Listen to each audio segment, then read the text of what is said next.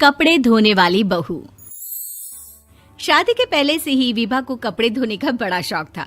कभी नल के नीचे तो कभी तालाब के पास। अरे मेरी नीली वाली लुंगी नहीं दिख रही है। विभा की अम्मा, कहाँ रखी है लुंगी? अरे वो तो विभा ने परसों ही धोकर रखी थी आपकी अलमारी में, देखो वहीं होगी। वो ना मैंने आज धो दी, मुझे लगा कि गंदी हो गई होगी। अरे कैसे गंदी हो गई थी? उसे तो मैंने पहना भी नहीं। हे भगवान, इस लड़की के कपड़े धोने की आदत से परेशान हो गया हूँ मैं। जितना तो घर में राशन नहीं आता, उससे कहीं ज्यादा डिटर्जेंट पाउडर का खर्चा है। इसकी शादी करवा दो, शादी जाए अपने घर में ही करे काम, फिर चाहे घर के कपड़े धोने हो या पूरे गांव के। हाँ ठीक बोल रही हो, देखता हूँ मैं कोई लड़का। वो दिन भी आ जाता है जब विभा को देखने लड़के वाले आ जाते हैं। लड़की मुझे अच्छी लगी। होने वाली सास कहती है, बेटी अगर कुछ पूछना है तो पूछ लो। वैसे तो हमारी लड़की बहुत ही शर्मिली है, जो बोल दो वो मान लेती है, इसे क्या पूछना होगा। अरे कैसी बात कर रही हो माँ, मुझे इन लोगों के घर रहना है, सवाल तो कई है। हाँ हाँ बेटा, पूछ लो ना, क्या पूछना है। आप लोगों के घर कपड़े कौन धोता है? सास का मुंह बन जाता है। देखो, अगर तुम ये कहना चाहती हो कि तुम्हें कपड़े धोने नहीं आते तो सुन लो, कपड़े मैं ही धोती हूँ, लेकिन तुम्हारे आ जाने के बाद मैं रुमाल तक नहीं धोऊंगी। अरे चुप रहना भाग्यवान, बहू बेचारी घर आई नहीं, उसे डराना शुरू कर दिया। वो क्या है ना बिटिया, अभी तक तो ये कल्लू की माँ ही धोती थी, लेकिन अब तुम्हारे पापा तो दहेज में वॉशिंग मशीन देंगे ही। तभी विभा की माँ बोल पड़ती है, सवाल भी पूछा तो क्या। वैसे भाई साहब, मशीन की तो फिर भी कपड़े धोने की कैपेसिटी होती है। मतलब जो बिटिया दे रहे हैं ना विभा, इसे कपड़े धोने का बहुत शौक है। ये आप लोगों के क्या, आस पड़ोस गांव मोहल्ले सबके कपड़े धो दे और उफ तक ना करे। बाहर देखा नहीं आपने कितने कपड़े सूख रहे हैं? सब हमारी बिटिया ने ही तो धोए हैं। बस भी करो ना माँ, शर्म आ रही इतनी तारीफ सुनकर। और तो और एक दाग निकाल कर दिखाओ तो मान जाऊं। हाँ अच्छा, माफ करना बेटा, मैंने गलत समझा।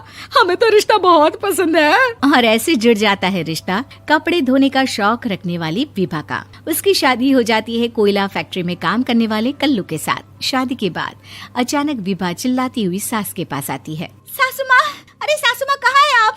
ये तो धोखा है, धोखा दिया आप लोगों ने मुझे।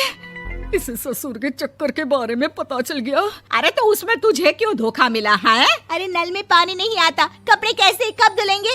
अच्छा, तू पानी नहीं आ रहा उसकी बात कर रही है। तो आपने क्या सोचा? कुछ नहीं।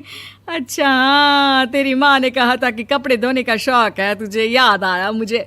शौक बोलकर कपड़े धोने वाले मेरे जुनून को कम ना आके सासू माँ, कपड़ा धोना मेरा गुरूर है। तभी पति भी वहाँ आ जाता है। अभी मैंने इसे सनी देओल की फिल्म दिखाई है, उसी के डायलॉग मार रही है माँ। अच्छा सुन, साफ बता रही हूँ, पानी सुबह 4 से 6 और शाम को 10 से 12 आता है, समझी? विभा टाइमिंग सुनकर हैरान हो जाती है। ये क्या भूतों का मोहल्ला है? सुबह 4 बजे उठकर कौन कपड़े धोता है? 4 बजे टंकी में पानी जाता है, फिर सारा दिन धोना ना, किसने मना किया? अरे कैसी बात कर रही हैं? 200 लीटर की टंकी में कितने कपड़े धो लूंगी मैं? सुबह ही उठ जाऊंगी मैं। अब क्या था, विभा सुबह 4 से लेकर रात के 12 बजे तक कपड़े ही धोती रहती। एक रोज सास पड़ोस से निकलकर कहीं जा रही होती है कि साथ वाली कहती है, हाँ कल्लू की माँ, जरा ये बताओ कि 2 साड़ी है, 2 ब्लाउज और एक पेटीकोट और एक नाड़े वाला लंबा कच्छा। हाँ तो? अरे तो क्या, कितना लोगी धुलाई ये बताओ। धोबन दिख रहे हैं हम क्या? हमारे पति सरकारी नौकरी से अभी रिटायर हुए हैं और बेटा सुपरवाइजर है कोयला फैक्ट्री में। धोबन समझ रखा है हमें। हाय रे कल्लू की अम्मा, माफ कर दो, वो तो मोहल्ले में यही सब बता रहे थे कि तुमने बहू को कपड़ा धुलवाने के काम में लगा दिया है। सास को पड़ोसन की बात सुनकर गुस्सा आ जाता है। वो घर पहुंचती है जहां घर के बाहर ही इतने सारे कपड़े सूख रहे होते हैं जितने कि किसी धोबन के घर पर। अरे ओ कल्लू की दुल्हन, बाहर निकल। माँ जी यहीं आ जाओ, बाथरूम में चादर धो रहे हैं हम। अरे अभी हम धोते हैं, तुमको बाहर निकलो। ये आस पड़ोस वाले बोल रहे हैं कि हम बहू से कपड़े धुलवा कर उसे कपड़ा धोने वाली बना दिए हैं। अरे छोड़ो ना माँ जी, किन लोगों की बातों में आती हो? आस पास के लोगों का तो काम ही होता है कि वो किसी तरह सास बहू को लड़ा दे। बहू सारे घर के कपड़े धोती है, ये क्या कम है? बोलिए। सास को भी लग जाता है कि वो बहू का ये सनकीपन नहीं छुड़वा सकती, इससे अच्छा है कि खुद ही चुप हो जाए। एक रोज सास और बहू मंदिर जाते हैं, जहाँ सास की साड़ी वहाँ खड़ी भीख मांगने वाली से मिलती है। माँ जी क्या बात है, आपकी साड़ी उस भिखारन से कितनी मिल रही है ना? हाँ हाँ देखो तो, दोनों की साड़ी मिल रही है। क्या बात है कल्लू की अम्मा, तुम खुद को तो अफसर की बीवी बताती हो और ऐसी सिंपल सी प्लेन साड़ी पहनकर घूमती हो। सिंपल और प्लेन नहीं है ये साड़ी। तो क्या सोने के धागे से फूल बने हैं? कुछ भी सासू माँ, कुछ भी। हाँ बने थे इस साड़ी में सोने के धागे से फूल। मेरे पति लेकर आए थे मद्रास से स्पेशली मेरे लिए 10,000 की। ताहे भाई साहब इस भिखारन के लिए भी सेम टू सेम साड़ी लेकर आए होंगे 10,000 की।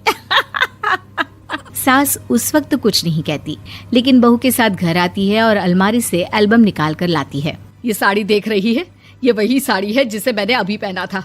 इस साड़ी में ये जो चमकदार फूल दिख रहे हैं ना, ये सोने के धागों से काढ़े गए हैं।